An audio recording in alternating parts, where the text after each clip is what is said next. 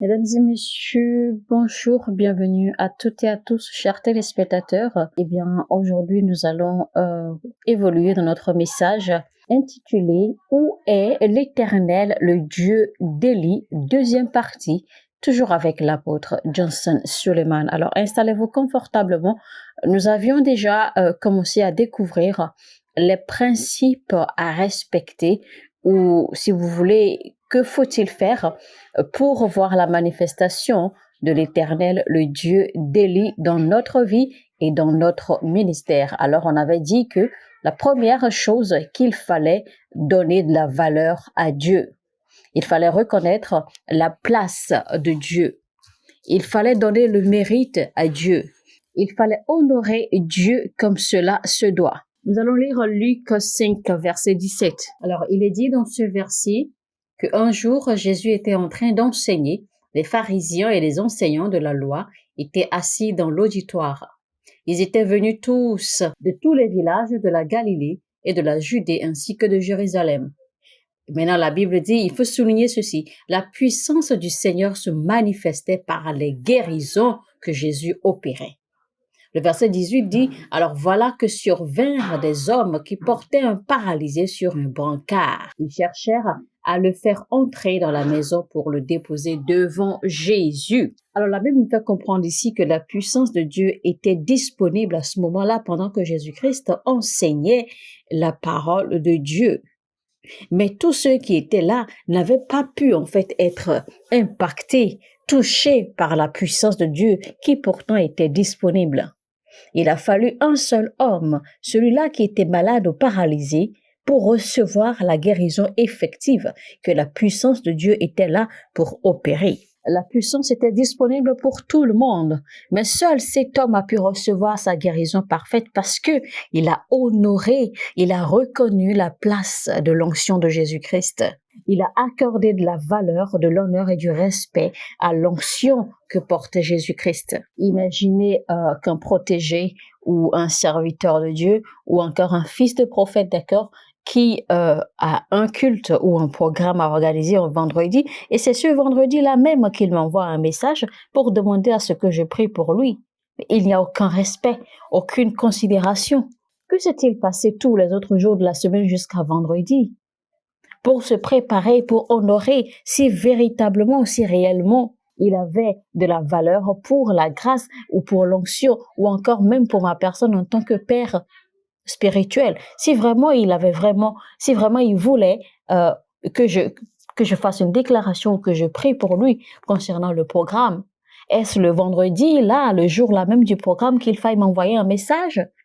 Mais non. Et ça, c'est un manque de valeur, un manque d'estime. Et c'est ce qui se remarque généralement, malheureusement, dans le corps du Christ, avec les ministres de Dieu. Beaucoup d'entre nous n'avons pas de valeur pour Dieu. Ce qui fait que la moindre petite chose nous touche. Les choses nous affectent aisément. Alors, parce que les fidèles ne viennent pas à l'église régulièrement, vous êtes découragés. Parce que vous voyez que le nombre de fidèles n'augmente pas ou ne croît pas, vous êtes découragés. Parce qu'il y a de petites situations dans l'église, vous êtes découragés. Parce que quelqu'un vous a trahi ou quelqu'un vous a fait du mal dans l'église ou même à l'extérieur, vous êtes découragés. Vous n'êtes pas accepté ici ou là et vous êtes découragés. Vous êtes touchés, vous êtes affectés. Alors qu'il est dit dans Matthieu 10, 14 et dans Marc 6, 11, Jésus a dit que quand vous entrez dans une ville pour prêcher l'évangile et que les gens de la ville vous rejettent, secoue tes pieds, dépoussière tes pieds de la poussière de cette terre et quitte cette terre et va sur une autre terre. Ça veut dire que le rejet est sous votre pied. Le rejet est placé sous votre pied. Donc le rejet ne devrait pas vous affecter. Le rejet ne devrait pas vous faire du mal. Mais pourquoi permettez-vous que le rejet des autres vous fasse du mal? Pourquoi permettez-vous que le rejet des autres vous touche aussi émotionnellement?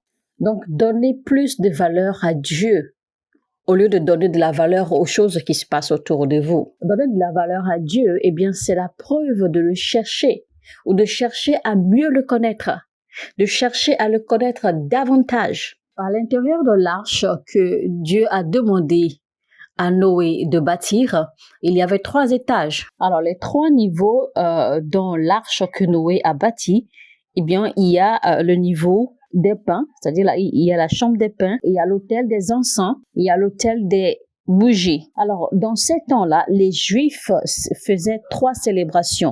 Il y avait la fête de la Pâque, il y avait la fête de la Pentecôte et il y avait la fête des tabernacles. Alors, la fête de la Pâque était célébrée et on va trouver cela dans Exode 10, verset 11-12. Et c'est là que Dieu disait que quand il verra le sang sur les linteaux des portes. Et donc, ça, c'était en fait la fête de la repentance. Ensuite, la célébration de la Pentecôte qui signifie la descente du Saint-Esprit. Dieu avait demandé à 500 hommes de l'attendre. Mais seulement 120 ont pu rester. Et ces 120 qui ont pu rester, en fait, étaient délibérément choisis par Dieu. Parce que Dieu était sur le point de bâtir un temple spirituel. Et donc, pour bâtir ce temple, Dieu devait suivre le modèle que Salomon a utilisé pour bâtir le temple de Dieu. Et quand Salomon devait bâtir le temple de Dieu, Dieu lui avait ordonné d'utiliser 120 trompettes en or. Et ces 120 trompettes en or devraient représenter les 120 prêtres qui avaient été sélectionnés pour rester, pour demeurer à la chambre haute de la prière pendant que le Saint-Esprit descendra. La fête de la Pâque était célébrée par tout le monde. La fête de la Pentecôte était célébrée seulement par les 120. Et la fête de tabernacle est célébrée seulement par un seul homme, qui est Jésus-Christ. Quand Moïse et Élie apparurent, Jésus-Christ sur la montagne de la transfiguration, je vais vous dire que là, c'était une dimension, d'accord, de voir ou de connaître Dieu. Lisons 1 Jean, chapitre 2, verset 12. Il dit, « Je vous écris ceci, enfants. Vos péchés vous sont pardonnés à cause de ce que Jésus-Christ a fait. » Verset 13 dit, je vous écris ceci, Père. Vous connaissez celui qui est dès le commencement. Je vous écris ceci, jeunes gens. Vous avez vaincu le diable. Maintenant, verset 14, il revient encore, il dit, je vous le confirme, enfants. Maintenant, vous connaissez le Père. Je vous le confirme, Père. Vous connaissez celui qui est dès le commencement. Si vous lisez ce que le verset 12 a dit, cela signifie simplement ceci. Si en tant que ministre de Dieu, vous avez encore du mal à vous débarrasser du péché, vous avez encore du mal à vous débattre avec le péché, eh bien c'est que vous êtes encore un enfant spirituellement. Alors si le verset 13 dit, je vous écris ceci, jeunes gens, parce que vous avez vaincu le diable. Alors si vos difficultés sont encore autour des autels et de la méchanceté, c'est que vous êtes encore un jeune gens ou un jeune homme. Mais si votre désir, votre passion est plutôt de le connaître, lui, Dieu, davantage, alors vous êtes un père. Mais pour vraiment connaître le Père, pour bien accéder au Père et le connaître véritablement, vous devez être un enfant. En fait, l'expression père, là, signifie simplement que vous êtes mature. Vous êtes suffisamment mature. Vous êtes arrivé à un point où vous pouvez rendre compte à Dieu. Et quand il dit que pour connaître véritablement le Père, que vous devez être un enfant, en réalité, il parle de l'état de votre cœur. C'est-à-dire que vous devez avoir un cœur d'enfant. Donc, de chercher à connaître Dieu davantage est une preuve d'une maturité spirituelle. Quand votre vie chrétienne tourne autour de vos besoins, de vos désirs, de ce que Dieu peut vous offrir, de ce que vous pouvez avoir de lui, eh bien, ce n'est pas une preuve que vous avez de la valeur pour lui, parce que tout est centré sur vous. Dieu est à la recherche de gens qui pourront donner de la valeur aux choses de Dieu. Parce que la valeur que vous investissez en une chose, vous recevrez toujours un retour positif. C'est ce que vous semez que vous récolterez. Donnez de la valeur à la prière. Donnez de la valeur à la présence de Dieu. Malheureusement, dans le corps du Christ aujourd'hui, vous avez encore des ministres de Dieu qui, pendant qu'ils prient, ils sont en train de manipuler leur téléphone. Pendant qu'ils sont dans la présence de Dieu, ils sont toujours accrochés aux choses charnelles. Des chrétiens peuvent dépenser des heures ou passer des heures sur leur téléphone, mais ils sont incapables de passer un peu de temps dans la présence du Seigneur. Certains d'entre vous encore, vos téléphones, vos appareils sont devenus vos idoles. Dans 1 Jean 5, verset 21, il est dit, « Ô vous petits enfants, gardez-vous des idoles. » Nous avons encore malheureusement des prédicateurs, des ministres de Dieu qui souscrivent encore à des sites bizarres, à des sites pornographiques, aux choses de la chair. Je ne suis pas en train de vous dénigrer, mais j'essaie plutôt de vous aider ici. Il y a encore des serviteurs de Dieu qui souscrivent à des choses, à des sites bizarres, à des nouvelles du monde qui n'apportent rien à leur ministère ou leur vie spirituelle. Parce que leur amour, leur passion et la valeur pour Dieu a disparu de leur cœur. Il y a beaucoup de chrétiens là dehors et beaucoup de serviteurs de Dieu qui passent le plus clair de leur temps sur des choses de la chair parce qu'ils n'ont plus de valeur pour Dieu. Dans Psaume 18, 26, « À celui qui t'est fidèle, tu es fidèle. Avec qui est irréprochable, tu es irréprochable. » 1 Samuel chapitre 2, au verset 30. Souvenez-vous, dans le verset précédent, il a dit, « Si vous vous montrez fidèle à moi, je me montrerai fidèle à vous. » L'Éternel déclare, « C'est fini, car j'honorerai ceux qui m'honorent, mais ceux qui me méprisent seront à leur tour couverts d'opprobre. » Pour les ministres de Dieu qui me suivent et qui me connaissent très bien, surtout pour ceux qui sont sous ma couverture, s'il y a une chose qu'ils ont pu observer durant toutes ces années, eh bien, c'est que ma passion n'a jamais diminué. S'il y a une chose qui est constante dans ma vie et dans ma vie spirituelle, c'est que cette passion pour les choses de Dieu, cette passion n'a jamais cessé de croître. Parfois même, je créais des conditions inconfortables pour que je puisse rester en éveil afin de prier. Personnellement, j'ai 2 climatiseurs dans ma chambre, mais il m'arrive parfois de les éteindre carrément parce que je sais que pendant la nuit, quand j'aurai très chaud, eh bien, la chaleur m'obligera à me lever pour prier, pour que je ne sois pas en fait beaucoup trop à l'aise et me perdre dans la foule pour ne pas prier. Si vous donnez vraiment de la valeur à Dieu, rien ne vous empêchera de prier. Notre Maître Jésus-Christ se retirait tout le temps pour prier, alors qu'il était Dieu lui-même. Mais pourquoi avait donc-il besoin, en tant que Dieu, de se retirer pour prier? Psaume 42, verset 1 dit, « Comme un cerf qui soupire après l'eau des ruisseaux, de même je soupire après toi, ô mon Dieu. » Psaume 63, verset 1-2, « Ô Dieu, tu es mon Dieu. C'est toi que je recherche. Mon âme a soif de toi. Mon corps même ne cesse de languir après toi, comme une terre aride, desséchée et sans eau. C'est pourquoi dans ton sanctuaire, je te contemple pour admirer ta puissance et ta gloire. » Nous parlons ici de donner la valeur à Dieu, d'honorer Dieu comme il se doit. Nous devons donc apprendre à cultiver un cœur d'enfant pour pouvoir nous approcher de Dieu. Vous savez, quand Jacques a été tué, personne ne pouvait rien faire. Mais quand Pierre a été mis en prison, l'Église s'est rapidement levée. Pourquoi? Parce que Pierre avait de la valeur pour Dieu et pour les choses de Dieu. Qui allait ressusciter Dorcas si jamais Pierre était tué? Qui ira prêcher à Corneille si jamais Pierre devait mourir? La raison pour laquelle même le royaume de Dieu ne te répond pas, c'est parce que tu n'as pas de valeur. Beaucoup d'entre vous, ministres de Dieu, on ne vous connaît pas dans la présence de Dieu. En fait, le ciel ne vous voit même pas dans la présence de Dieu. Vous n'êtes pas connus. Mais dans votre église, vos photos sont partout. Vous avez vos photos sur vos pancartes, etc.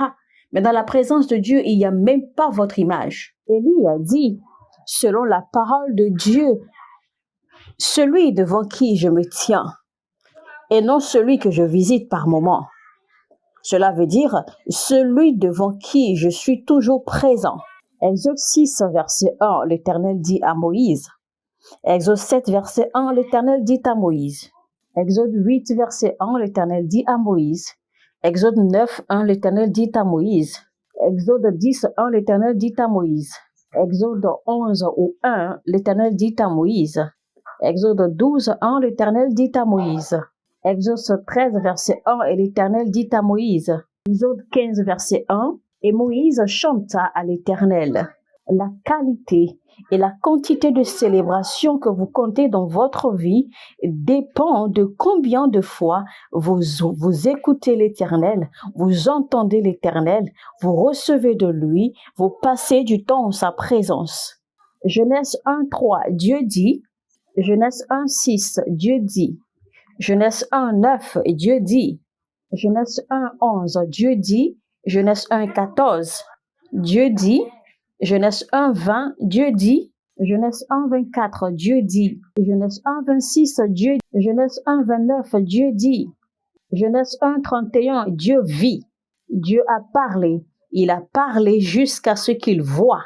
Alors, si vous ne voyez rien, c'est parce que vous n'avez pas encore suffisamment parlé. Alors, maintenant, évoluons vers le deuxième principe pour voir la manifestation de l'Éternel, le Dieu de Élie. Alors, deuxièmement, il faut l'unité dans le corps du Christ. Il faut l'unité dans le temple de Dieu. Il faut l'unité dans le peuple de Dieu. Et la deuxième raison pour laquelle nous ne voyons pas la manifestation de l'Éternel, le Dieu d'Élie, c'est parce qu'il manque d'unité. Chers frères et sœurs, le plus grand problème de l'Église aujourd'hui n'est pas le péché, c'est la désunion. Même les prédicateurs qui prêchent la sainteté ne sont pas unis. Donc le péché n'est pas notre problème. Ceux qui passent le clair de leur temps à prêcher la sainteté, malheureusement, ils voient tout le reste comme non saint. Ils voient tout le reste comme impur. Et pourtant, c'est eux qui prêchent la sainteté, la pureté partout. Et donc, ils voient tous ceux qui ne font pas les choses comme eux, comme des pécheurs. Si vous ne vous comportez pas comme eux, ou si vous ne voyez pas les choses comme eux, ils voient, ils vous considèrent comme pécheurs. Nous assistons à la désunion partout dans le corps du Christ.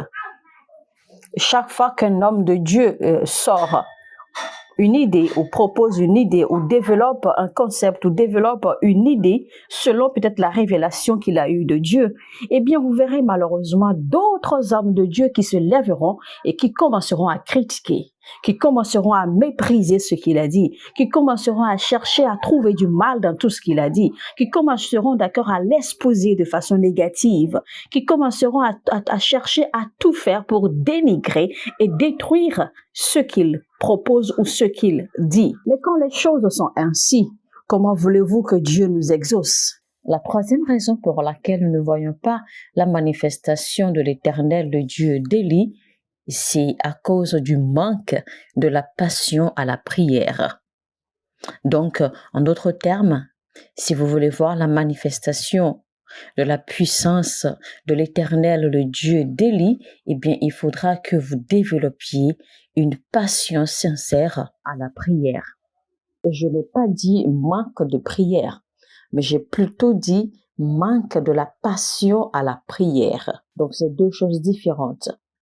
Vous savez qu'il y a des hommes de Dieu, des ministres de Dieu qui ne prient pas. Non seulement ils ne prient pas, mais ils ne sont pas également appliqués à étudier la parole de Dieu. Malheureusement, il y a des ministres de Dieu, surtout de jeunes ministres de Dieu aujourd'hui, qui veulent paraître et qui ne prient pas, qui ne passent pas du temps à la présence de l'Éternel afin de recevoir des révélations, des messages de Dieu, afin de recevoir un message qu'il faut porter au peuple.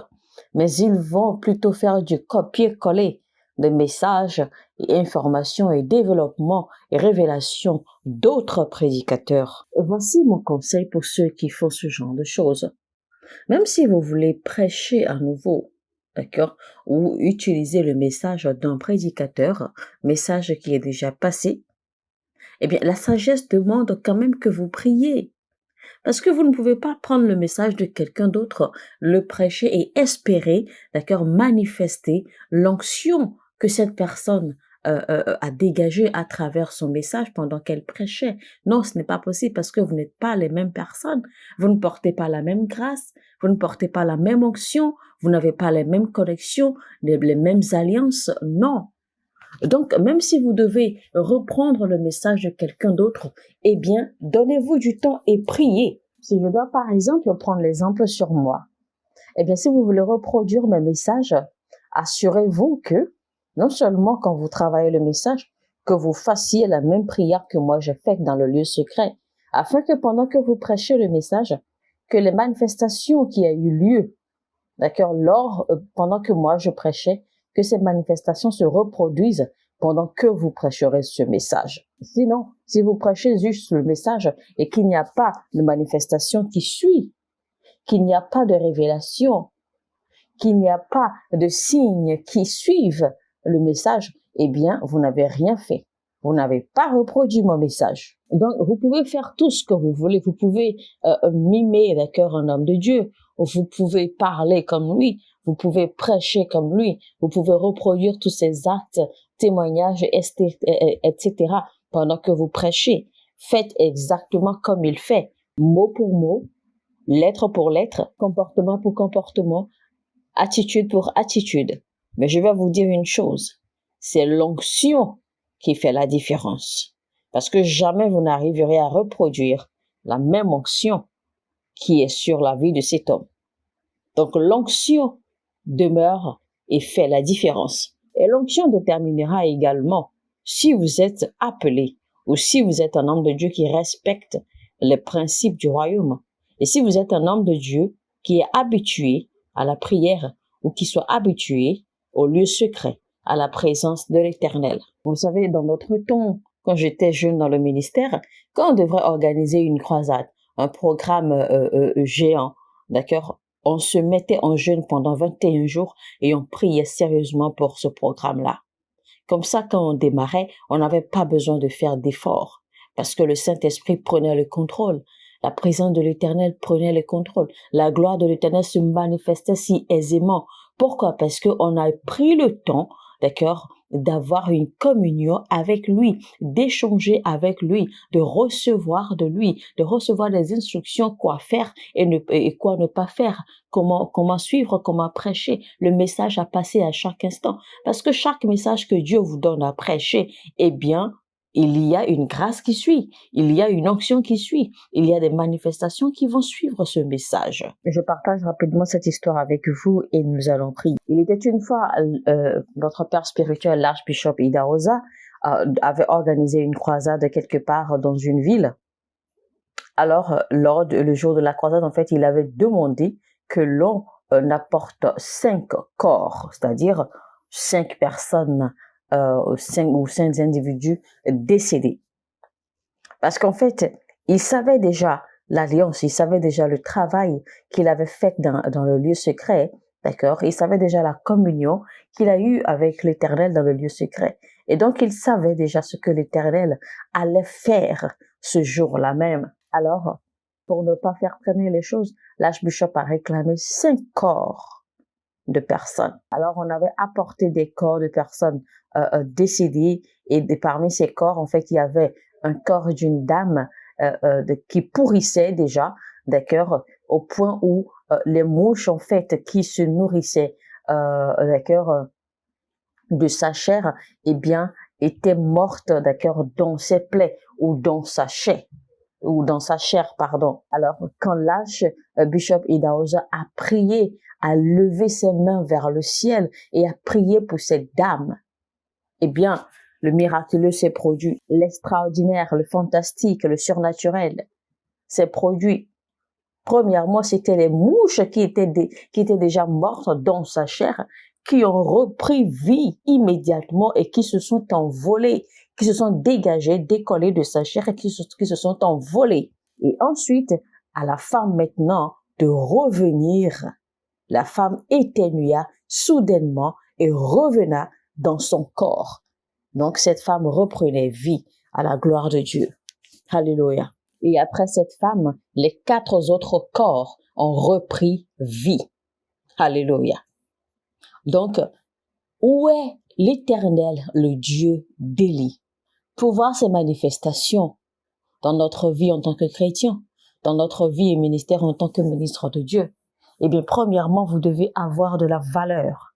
Vous devez avoir produit de la valeur et vous devez donner de la valeur, de l'importance à Dieu et aux choses de Dieu. Deuxièmement, vous devez travailler à l'unité des cœurs, à l'union du corps de Christ, à l'union dans votre ministère. Vous devez vous accorder à cette œuvre, à cette semence de l'union dans le corps du Christ, dans le royaume de Dieu. Parce que les trois raisons essentielles qui font que nous ne voyons pas la manifestation de la puissance de l'Éternel, le Dieu de Élie, eh bien, c'est le manque d'honneur, le manque de valeur. Ensuite, le manque de la passion à la prière. Et ensuite, la désunion dans le corps du Christ. Ces trois choses, eh bien, encouragent le fait que nous ne voyons pas ou que nous avons du mal à expérimenter la puissance de l'Éternel, le Dieu d'Élie. Alléluia. Mesdames et messieurs, c'était donc la deuxième et la dernière partie de notre message intitulé « Où est l'Éternel, le Dieu d'Élie ?» qui a été prêché par l'apôtre Johnson Suleiman. Alors, mesdames et messieurs, pour mieux comprendre ce message, je vous recommande rapidement, faites recours à la première partie de ce message. Et pour avoir accès à la première partie, très simple, eh bien, cliquez maintenant sur le bouton, le pouce levé vers le haut, likez maintenant, c'est-à-dire donnez-nous un j'aime, copiez le lien de cette vidéo, partagez au maximum autant que vous pouvez et partout où vous avez la possibilité de partager le lien de ce message. Cela permettra, d'accord, à YouTube de pouvoir recommander les messages qui sont interprétés, qui sont traduits sur cette chaîne à d'autres personnes dans le corps du Christ. Parce que l'objectif pour nous, eh bien, c'est d'atteindre le maximum de personnes dans le corps du Christ pour une transformation de vie chrétienne, pour un changement, pour une réadaptation, d'accord, de notre foi chrétienne, de notre vie chrétienne, afin de nous conformer aux principes, aux préceptes du royaume, selon que Dieu nous a recommandé, et également de pouvoir conformer, d'accord, nos caractères, notre vie, nos façons de faire à la volonté parfaite de Dieu, afin de pouvoir accomplir efficacement notre destin, toujours selon la volonté parfaite de Dieu. Si vous n'êtes pas encore abonné, abonnez-vous maintenant rapidement, n'hésitez pas, et cliquez sur la cloche de notification, activez-la. Sur ce, je vous dis que Dieu vous bénisse, je vous retrouve très très bientôt. Shalom.